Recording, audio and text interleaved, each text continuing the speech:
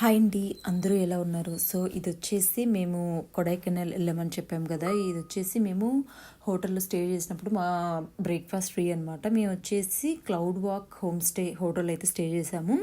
So ఎన్ని రోజులు ఉంటే అన్ని రోజులు బ్రేక్ఫాస్ట్ అయితే ఫ్రీ అనమాట. మాకు అక్కడ ఏం పెట్టారంటే ఇడ్లీ, అలాగే కట్టె పొంగల్ అనేది మ్యాండేటరీ అనమాట. కట్టె పొంగల్ పెట్టారు.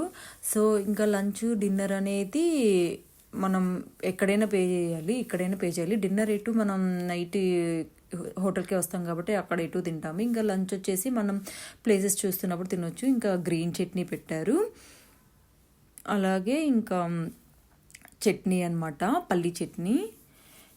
నేనైతే అక్కడ పల్లీ చట్నీస్ కన్నా సాంబార్ ఎక్కువ ప్రిఫర్ చేశాను అనమాట. ఇంకా వడలు పెట్టారు.